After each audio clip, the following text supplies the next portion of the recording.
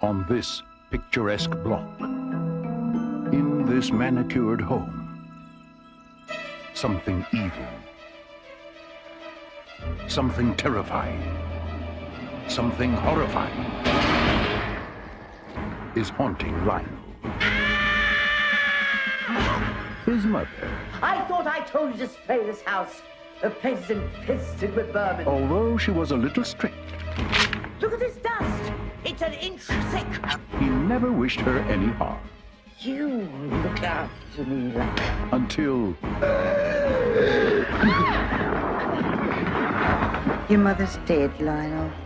now, whatever Mom's got Who's your mother? has caught on with the neighbors. She's been bitten! You know what that means? You can pray. I kick ass for the Lord! You can plead. You can beg for mercy. Help! Someone! Please! But nothing you can do will stop it. There's thousands of them!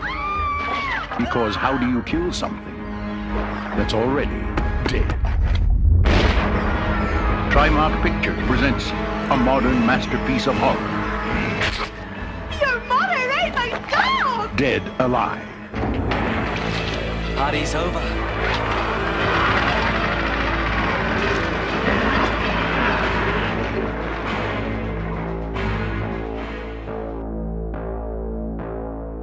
Coming to you undead from Elm Street in fictional Haddonfield with a beautiful view of Crystal Lake, the podcast where every day is Friday the 13th and every night is Halloween.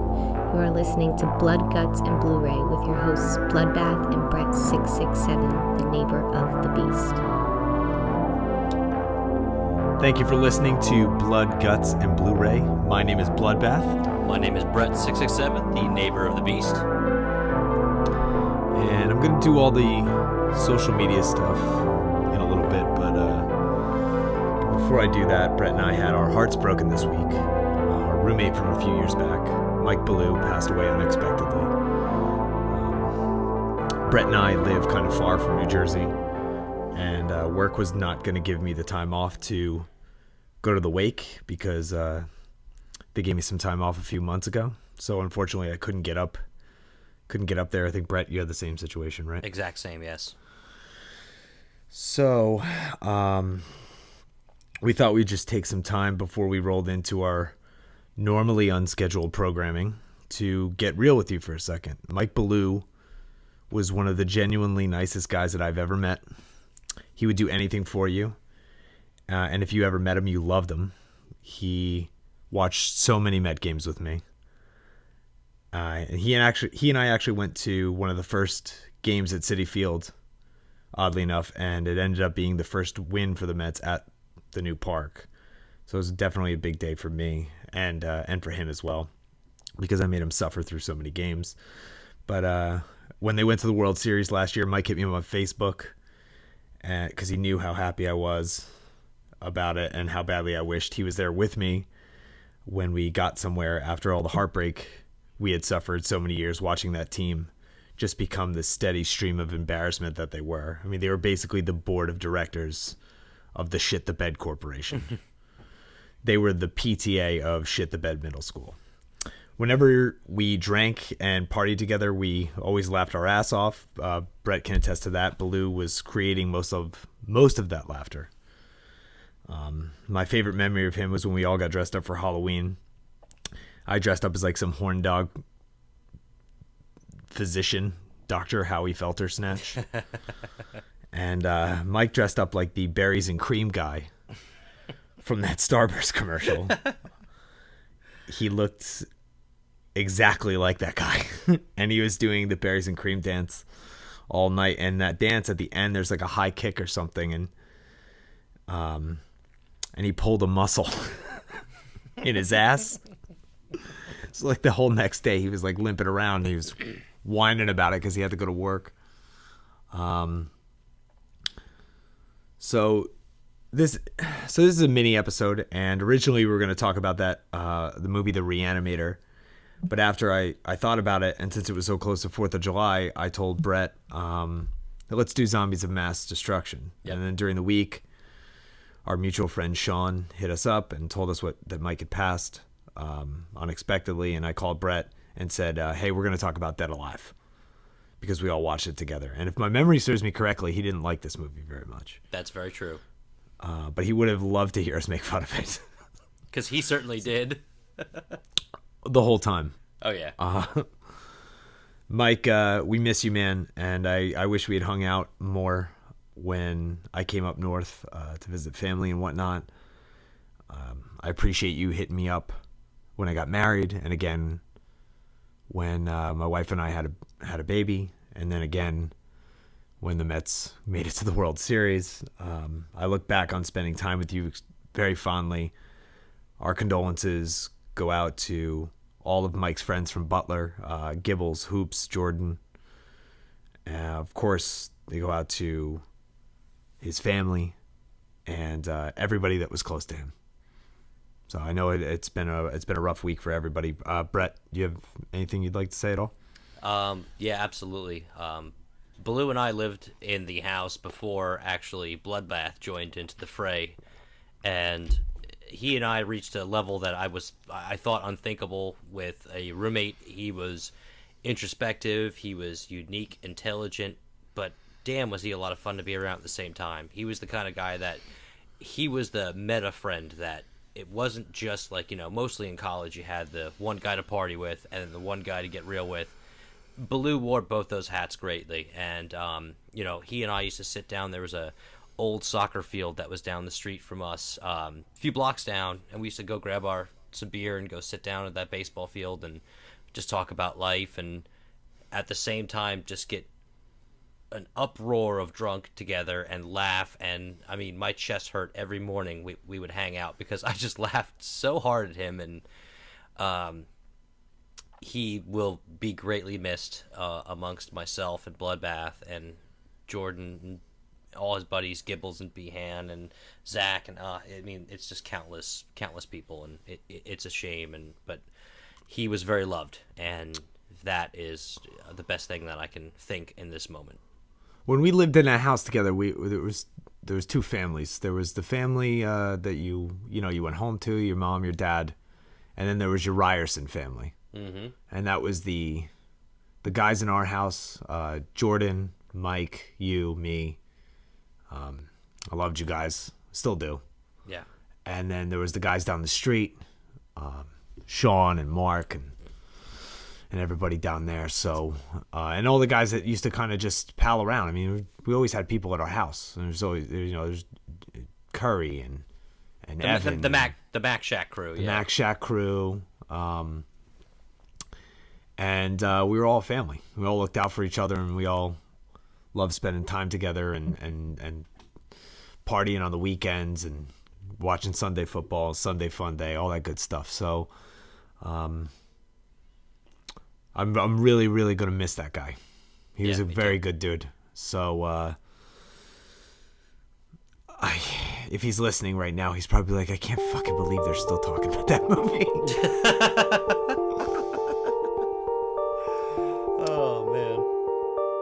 You are listening to Blood, Guts, and Blu-ray with Bloodbath and Brett667, the neighbor of the beast.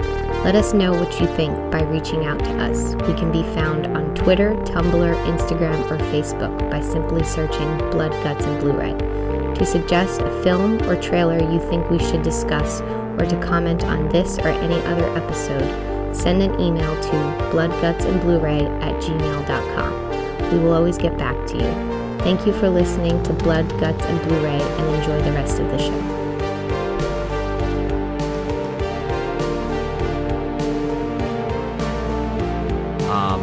So Dead Alive.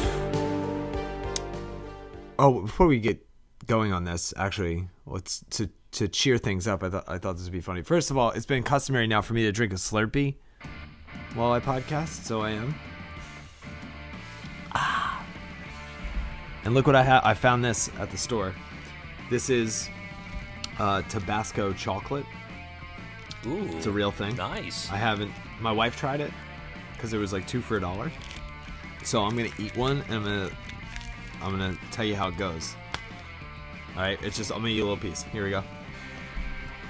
Right off the bat, it just tastes like chocolate, but they said to wait for it. That afterburn. Yeah. It tastes good. It tastes like really good chocolate. I think I'm feeling something. Describe it. It's tingling.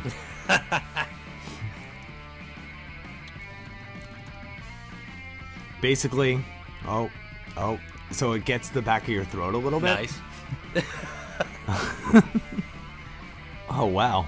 No, it's good. It feels like it's zesty is more of the word.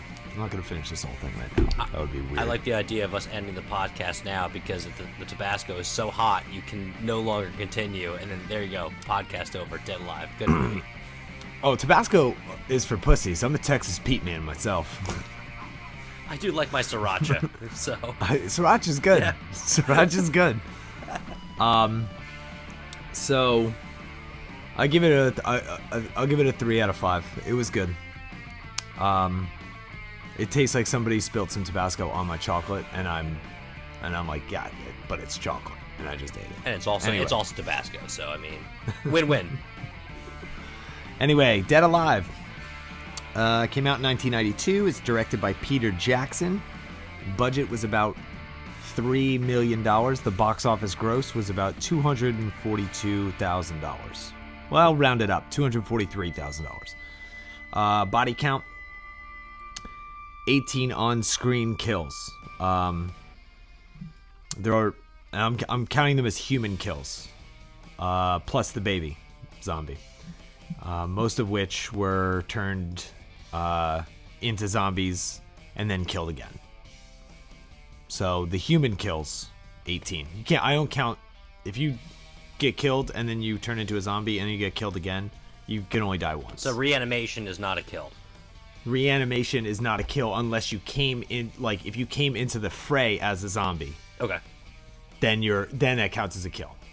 You know what I mean? So it's basically just what you can see on screen. I mean, they probably killed. I can't even count how many people were killed in that lawnmower scene. I was going to say lawnmower scene. Yeah, I mean you can't. So, let's do your synopsis. All right. So Lionel is a sweet, tender boy that is absolutely attached to his mother, which is a very similar scenario to Principal Skinner and Agnes in The Simpsons. And Psycho. And Psycho, yes, obviously. And he meets a wonderful, beautiful woman, Paquita, who's kind of somewhat really creepy traditional grandmother, forebodes that darkness surrounds him. The mother, while haunting her son on a date, gets bitten by a rat monkey, which is a monkey that was born from being raped by rats, and she turns into she basically becomes a zombie, reanimated, dark creature who really goes on an absolute killing spree, infecting everybody, while poor Lionel is trying to hide his poor precious mother and keep everybody alive, which, of course, is the worst possible choice to do, resulting in a party-wide infestation, absolute hilarity, and probably the funniest gore I've ever seen in a movie.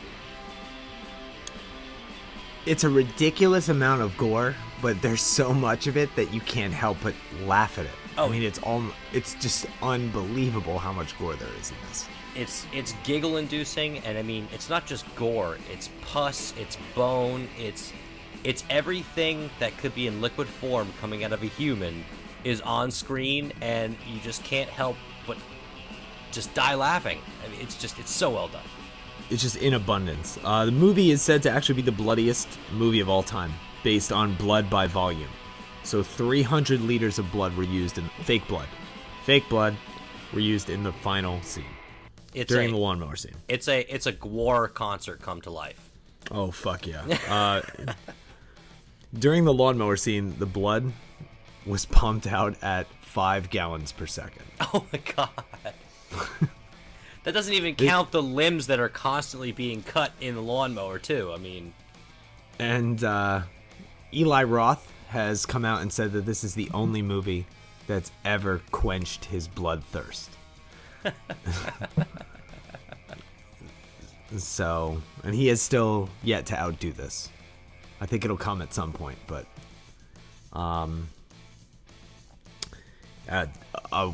before we really go into it, this will definitely get a positive review. If you don't like this movie, then I probably don't like you very much, because I completely agree. It's so hard to just not fall over laughing at certain parts, be totally grossed out at certain parts. It's a beautiful love story. It's a horrific nightmare. It's everything. And I watched the 97-minute US unrated cut, which is available on YouTube for nothing, and the quality isn't terrible. This is the version that Peter Jackson is the one he prefers. It's not an obscure cut. It's not hard to find. He thinks that this is the best one because there's one that's only 85 minutes because they had to cut out all the gore. And then there's another one that's like 104 minutes, and 104 minutes. It's just what he thinks is way too long. This one's like right in the middle. He's not really a snobby guy, and he went on to have huge success. Lord of the Rings. I mean, enough said right there. Guy, how much money? Those movies grossed $3 billion all by themselves, not including The Hobbit. So, but this is his humble beginnings. His humble beginnings were making splatter movies. So, Brett, what do you? I already know what you think, but tell everybody what you think. Well, actually, to kind of piggyback off your point, I think this movie is actually a really good reason that Peter Jackson got Lord of the Rings, because the practical stunts and usages of the camera in this movie are mind-boggling. Just the angles that he shoots just makes everything seem so real, even though if you're looking at it with a skeptical eye, you can say, oh, well, this is how it was done. And he makes it look so real, even though it's so bombastic and ridiculous, the gore. But just the angles, even like the lawnmower with Void getting spun around on it. Just the fact that he was able to pull this off with a pretty low budget in terms of horror movies, and to be able to make it look so real, it kind of is a testament to how he made the shots with the hobbits in The Lord of the Rings, and how everything wasn't done with CGI, it was done with camera tricks and angles. It really showed his skill, and it's very underrated in this film in terms of his cinematography. It's funny, I wrote down nearly the same thing with the camera angles and the close-ups and stuff, like how they're clownish, but like the wide-angle close-up shot actually not only literally but figuratively brings you closer to the character. You're supposed to identify with them at like that moment, you know. I thought it was extremely well done. I also think that of the $3 million it took to make this movie, and this is my speculation, this isn't a fact or anything, but I think he spent $2 million of it on fake blood. Oh god, yeah.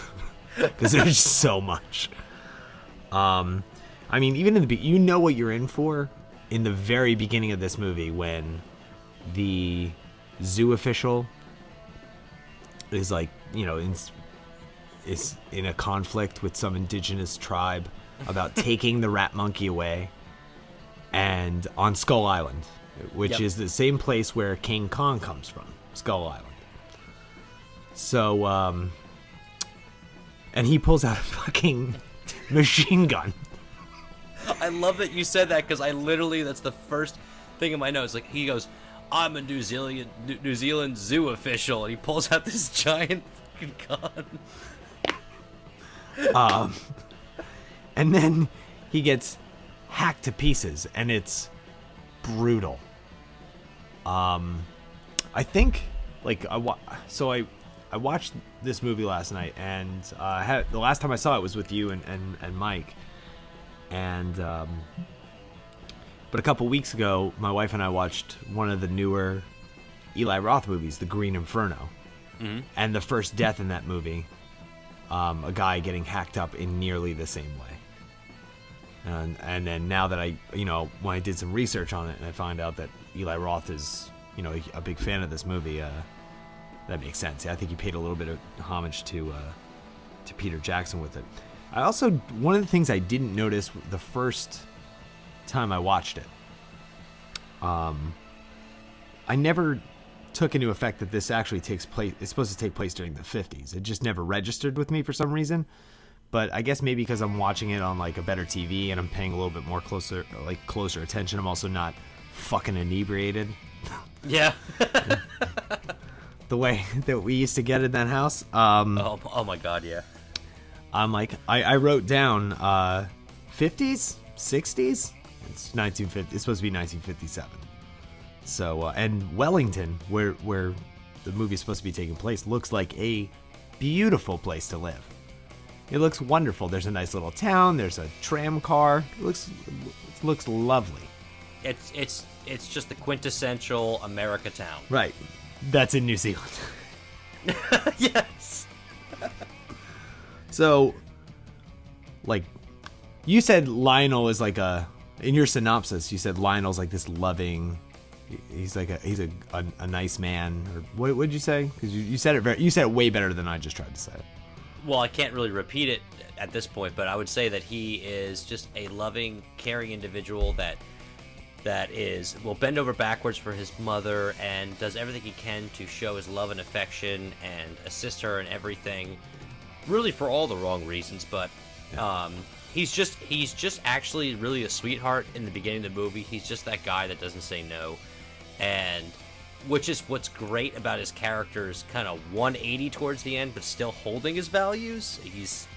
The actor portrayed the character wonderfully. Oh, I thought he did a very good job. But here's what I wrote about Lionel.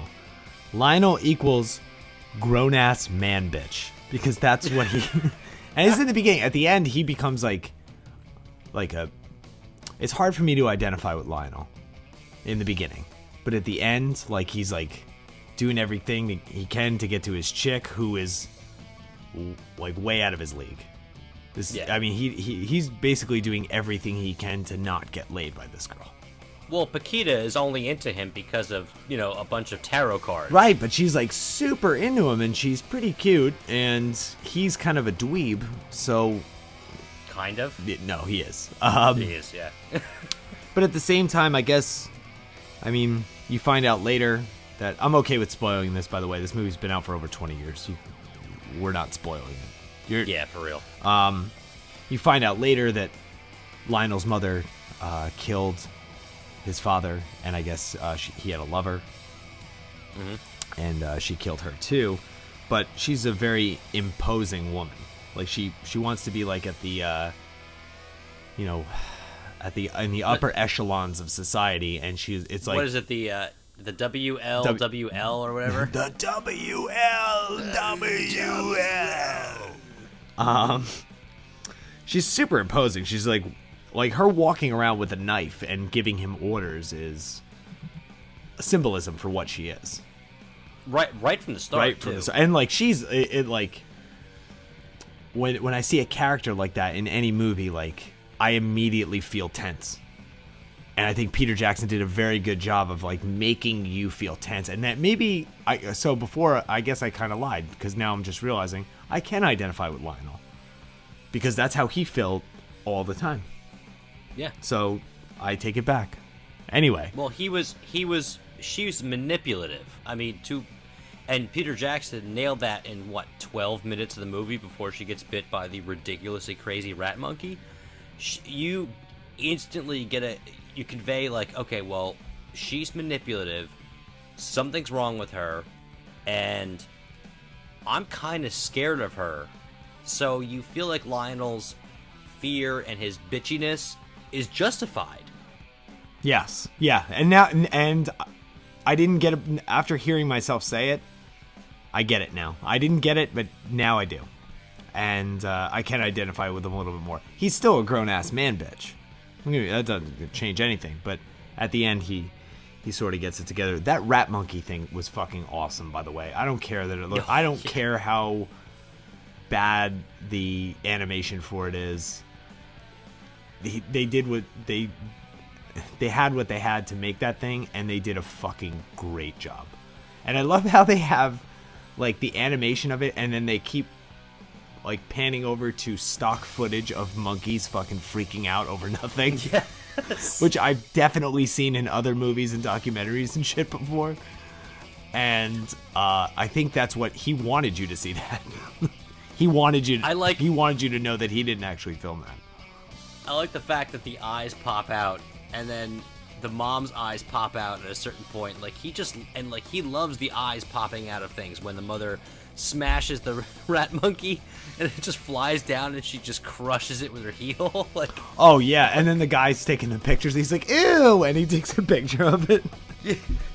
Actually, this movie's got probably some of the best bystanders, like him taking the photo, the zookeeper with the cigarette in his mouth, and then you got the homeless man that's like, hey, yeah, when Lionel's beating up the zombie baby in the park. Like, the bystanders in this movie are phenomenal. So according to IMDb, that is the Lionel beating up the zombie baby in the park is his favorite scene in the whole movie.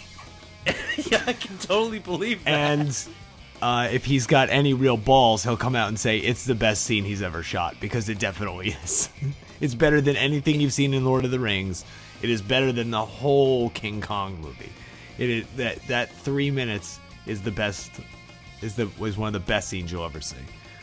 All I hear is the ping noise that is the sound of the baby's head hitting the swing set.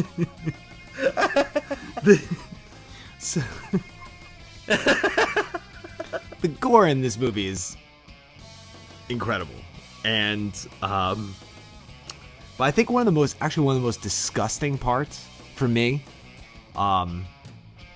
is right before his mom turns into a zombie and like he gets her dressed up, and like her skin's falling off and he's like gluing it back on for her and stuff, but they're downstairs and they're eating. Mm-hmm. I know where you're going. Anybody eating, not even the blood in the food or the ear in the food. None of that. The people eating is fucking disgusting to me. And even when he's bringing out those bowls of pudding or custard or whatever it is, that made me sick. I mean, that part makes me sick. I could. He kind of zooms in on the sound effect of people eating, which is a huge phobia shared by a lot of people, myself included, that I don't like hearing you chew things, especially if they're not chewable. Yeah. If you're swishing, ugh. Like if you, this is why, like, whenever I went on, when I went on a date, unless I was with the girl for a while, I never took her out to eat because I don't want to see her eat and ruin it for me, and I don't want her to see me eat, because I definitely talk with food in my mouth. I don't give a fuck. And most of that is because I don't want to hear you eat either. So, see, I just get it all over myself no matter what I do. So I hear you on that. But yeah, and also the blood going into it and the ear falling into it is horrible.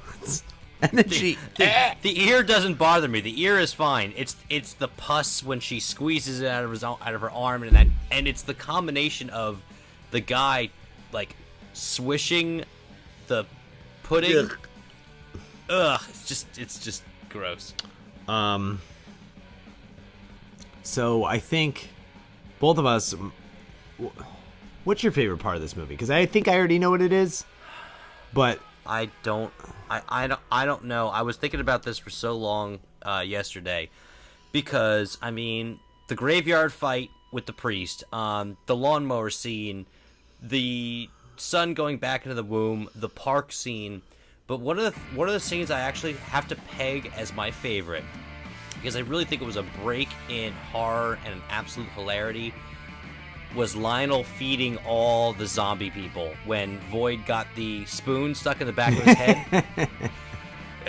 and then the priest and the nurse started banging. I thought, that was so funny. Funny to me. I thought it was so funny because these zombie infested, I feel weird calling them zombies because they're really not, but they are. I felt like they were toddlers in that one scene with like the mom who's always been imposing. She wasn't really, her demonic version wasn't really funny, but her eating the food off the back of the spoon that went through Void's head, and Void going and like flipping his hands up and down like a toddler. and then the other two trying to have sex at the same time.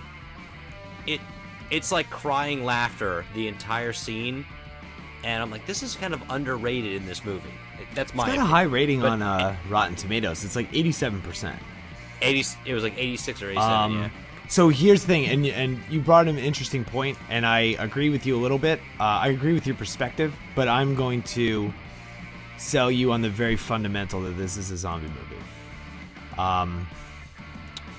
His mother dies, and then she comes back to life. The nurse pronounces her dead, and then she wakes up and kills the nurse. That, by virtue, sort of makes it a zombie movie, and basically you have to hack the bodies to pieces in order to get them to stop coming after you. That's true, but you can destroy I think they destroyed the brains on a few of them, and they kept going. I mean, Void gets cut into 3 different halves, and he's still So that's moving. an interesting note that I also wrote down, because I said, my note is, what makes you a zombie here? Because from my understanding, it's the rat bite, and then you're infected, and now you sort of like become the rat, because at the end of the movie, she becomes a rat.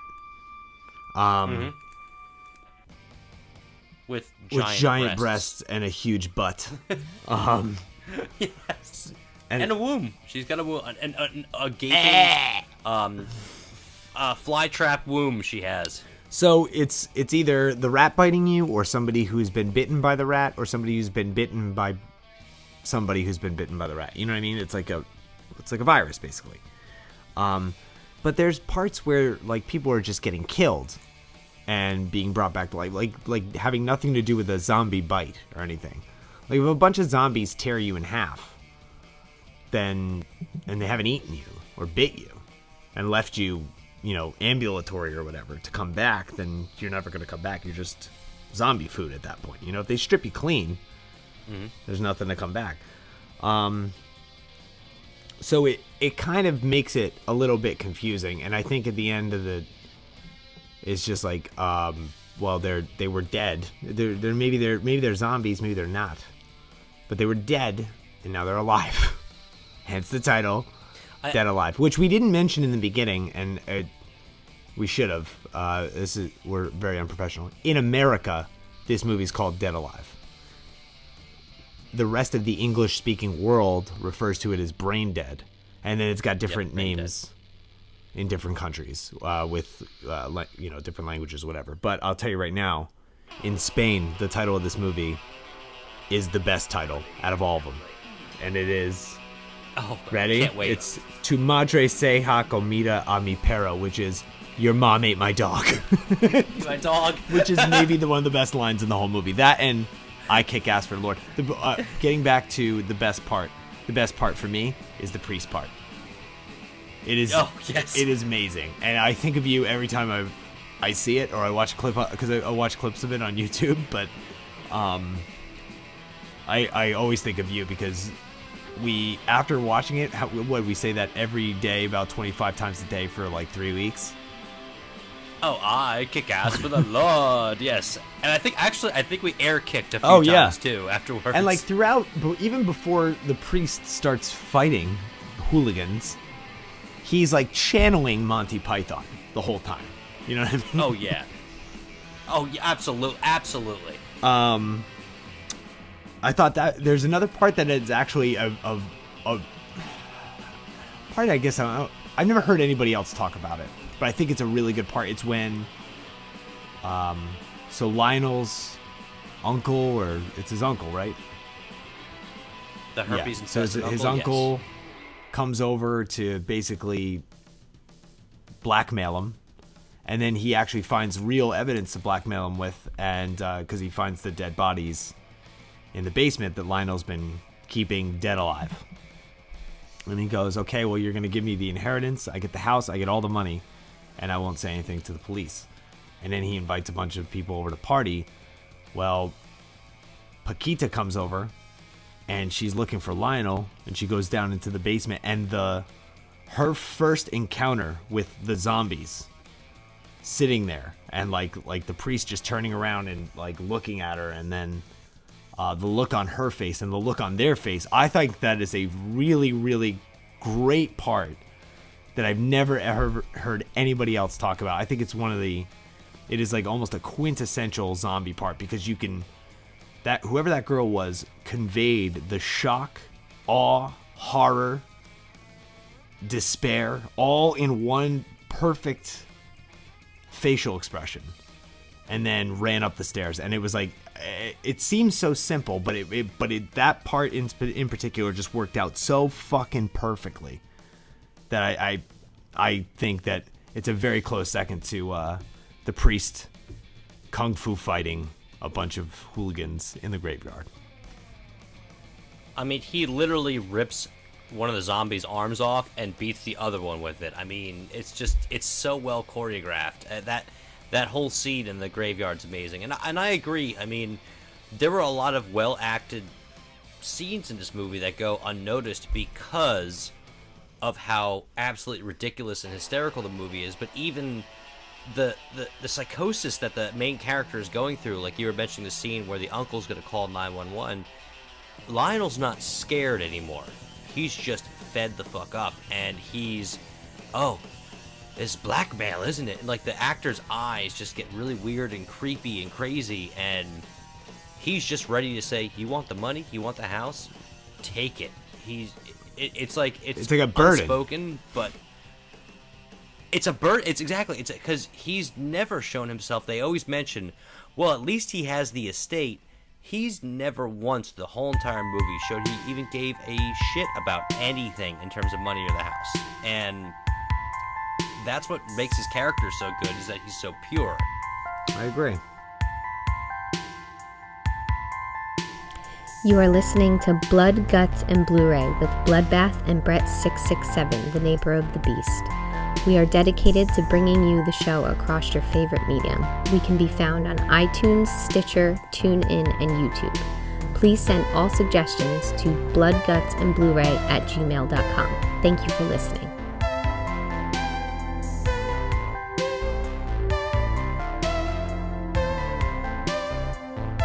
I think the ending is what makes it a love Absolutely. story. Where everybody is basically dead. There's just so much death. There's so much blood. There's so much, and there's so many great zombie kills in this. Like when they put the one zombie into the light fixture, and it's just sitting there glowing the whole time. Or when the girl opens her mouth to scream and the fist comes through her mouth. It's such a good part. I like when they pull the guy through the door and like his legs are like stripped of skin. And he's still alive, but he's not really that scared. Like, dude, can you imagine how painful that really would be? Like, you wouldn't even be. You actually probably would die from the pain. This movie has to win the award for the most people who are completely conscious during insane things, like the girl that gets pushed up against the wall with Void, and he like rips her like liver out and like shows it to her, and she's still like, ah! Like, no, you. I don't know about you, but I'd be dead. Like, I'd just be dead. Oh, I would just like if another great part is when Lionel thinks he's poisoning the zombies to death, but what he actually gives them is animal stimulants. Yep. And so the part where they all jump out of the ground, like they just like kind of pop up. I think that because they're showing up like they're in they're like in WWE, like coming out of the ring, like they're like oh god. And the obviously German Nazi vet that has like the lab coat ripped open with the swastika on his arm. Why is he wearing his uniform? Like, why would you do that? And why would you wear your Nazi uniform? And obscene amount of drool too, mind you. I mean, it's just he's such a bombastic character, and I like when he comes in. When he's introduced in the scene in the movie, I was like, I want to see him more. I wanted a zombie version of him. I didn't get one, but there's always room for a sequel. Oh my God! Can you imagine how great a sequel would be? If Dead Snow and Dead Alive mixed together. Oh my goodness. I would love a sequel. They did make Ash vs. the Evil Dead. Of course, Evil Dead had sequels after. Well, they the first went in one, a whole different direction of what the first Evil Dead was, which, in my opinion, was probably the best thing they could have done. But yeah.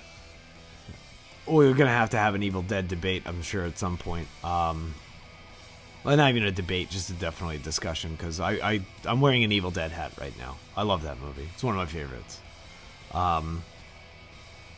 But I would. Okay, so if you take Evil Dead 1 or Dead Alive, if you put them right next to each other, which one would you rather have the sequel for? Imagine that there is no Evil Dead 2 and there's no Army of Darkness. You just have those two movies and you're like, all right, Brett, you get to pick the sequel. The other one, no sequel. Which one are you going to pick? I'm actually going to pick Evil Dead because I felt that Dead Alive is great and perfect with its beginning and ending. As much as I would love to see another one, my fear of ruining it would make me lean towards Evil Dead because there could be more stories to be told. I felt like the story was centralized in Dead Alive. So, I see what you're saying. So, Evil Dead 2 is basically a remake of Evil Dead 1. Exactly. And then 3 is just off the rails. And 3 is just it's just off the rails. Because they had after they made the first Evil Dead, they had no intention of making a sequel. They did it, Sam Raimi did it because he made another movie and it was so terrible that he figured the only way he can get back on track is make a sequel, but he actually didn't own the rights to the first one, so he had to make the first one again because he had sold the rights off. So the first one by itself, I think, is totally complete. Ash dies at the end. That's it. Dead Alive, I think there's room. I feel like there's room. Okay. Again. There's there's maybe a zombie that got away or a rat monkey. You know what I mean? There's so much room to make. I feel like there's more room. Between the two movies, I feel like there's more room. Not that I don't love Evil Dead 2 because I fucking love it. And Dead Alive is great too. I love them both. Definitely, I mean, in terms of two things. First of all, if somebody told me Dead Alive 2 is coming out in theaters, I'm camping outside to see it. If somebody told me... For a year. For a year, exactly. So if Evil Dead 2 is coming out, I might go see it in theaters if I have the time, or if it comes out on Netflix. So, okay, so I get that thing. And second of all, the biggest thing about Dead Alive is that we don't really have confirmation on the death of the baby. We don't have confirmation on the death of the baby. So that is super sequel bait because the baby cries in the fire, but we don't really see the baby die. And that in itself, with the kid obviously having a bloodlust for other children at the park, could definitely spawn a Dead Alive 2 in like a kindergarten. I mean... Kindergarten Cop, like, zombie baby versus Kindergarten Cop. Line me How great up. would that be? Take my money. If I had dollar bills right now, I'd be throwing them out the window. Please, make that movie. It's funny that we drew this comparison to Evil Dead and Dead Alive because both directors went on to make insanely profitable trilogies. Sam Raimi did the Spider-Man trilogy. Yep. Peter Jackson did the Lord of the Rings, obviously. So, of course. And they both basically got their humble beginnings doing splatter films, which I think is wild. Well, I mean, they also showed a lot of humor in their trilogies too. I mean, my opinion is that Peter Jackson's trilogy is way better than Sam Raimi's, but regardless, they showed a penchant for great filmmaking that didn't just say, hey, look at me, I'm a horror trope. I'm going to make you scare and I'm going to make you squeamish. They made legitimately good films. I think so. My opinion is not necessarily that Peter Jackson is a better director. I'm not putting down your opinion in any way. Oh no, of course not. Because Peter Jackson has won 3 Academy Awards. That's not an easy thing to do, especially when your first film is Bad Taste. And if you've ever seen that movie, we have to talk about that movie at some point. But it's kind of hard to compare the Lord of the Rings trilogy to the Spider-Man trilogy. Absolutely. And both of them are just like bukkakeing the fucking audience with CGI. Yeah. And and one of them is an hour and a half long, and the other one is like 3.5 hours long. And one of them is story driven, with 3.5 hours to do it, and the other one is comic book driven. It's a lot tougher to make that movie. Yeah. I like Lord of the Rings for what it is. The battle scenes are fucking cool, but dude, they're just walking the whole time. I mean, I know they said that in Clerks too, but he's totally right. They're just walking. It makes me tired. See, I like the drama. I like the character development, but that's where you and I differ. I like the character development and the exhaustion in the characters. I feel like that's the best part of the movie, as opposed to the battle scenes. And that's just where I lie on that spectrum. That's fine. So what's your rating? Oh God, it's easy. 5 out of 5 scars. I mean, it's 5 out of 5. 5 out of 5. I mean, it is without a doubt still one of my all-time favorite movies. Every time I watch it, I literally stand around with a smile on my face at least an hour afterwards. The gore is amazing, and even though it's not a scary movie, there's still some fear involved. I mean, there's some jumps. There is definitely some discomfort. There's just a lot of times where you're just not really happy about watching the movie, but then it just completely flips it on the end. I'm giving it a 5 out of 5.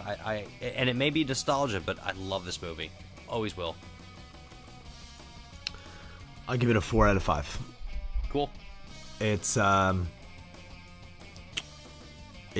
my favorite, but it's more enjoyable every time I watch it. I enjoy the shit out of it. Me and Kristen had she hadn't seen it yet, and I just hadn't gotten a chance to watch it until last night. And as we're putting the baby down and what have you, I was like, I cannot wait to watch this movie with you. You're gonna laugh your ass off. There's so many funny parts in this movie, and there's an insane amount of blood and guts.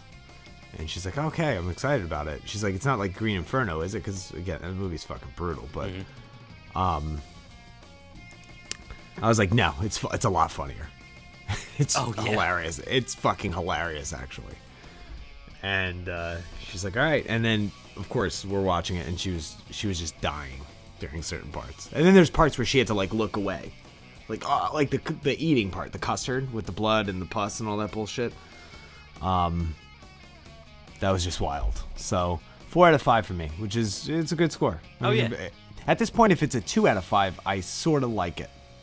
Once you get below 2, that means I don't like it very much. I'm thinking 2.5 is my okay, I'm okay with this movie.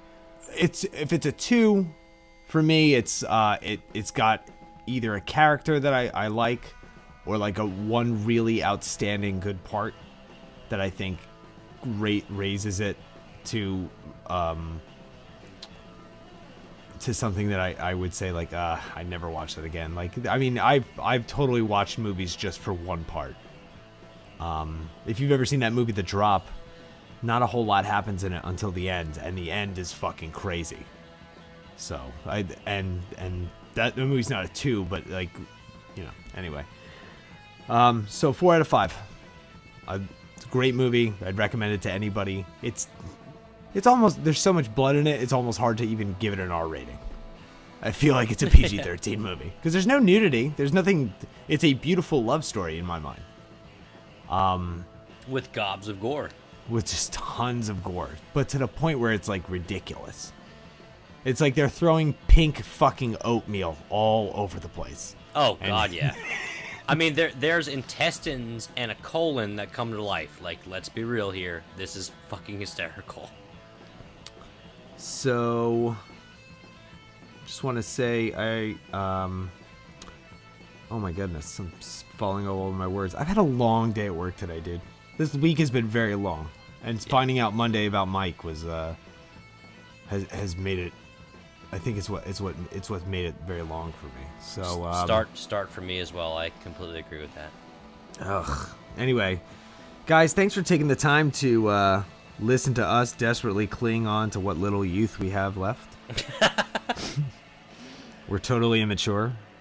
It's pretty sad because we both have brought children into this world. but we appreciate all of your feedback that you've been giving us. We've been getting a ton of it from our friends and family and people that hate us. And we just really appreciate you guys taking the time to listen to us. And we will be back with the Summer Bummer episode. Thank you for listening to Blood, Guts, and Blu-ray with Bloodbath and Brett 667, the neighbor of the beast. Written by Brett and Bloodbath. Edited and produced by Bloodbath. Music has been graciously provided by the Slasher Film Festival Strategy from album Psychic Shield, available now on Death Waltz Originals. Artwork and logo have been provided by Bruce Tedford. Blood, Guts, and Blu-ray is available on iTunes, Stitcher, TuneIn, and YouTube. Be sure to follow us on Facebook as well as @BloodGutsBluray on Twitter, @BloodGutsandBluray on Instagram, and visit our Tumblr page by going to bloodgutsandbluray.tumblr.com. For any questions regarding the show, advertising, or anything else, please send an email to bloodgutsandbluray@gmail.com. Thanks again. Get possessed.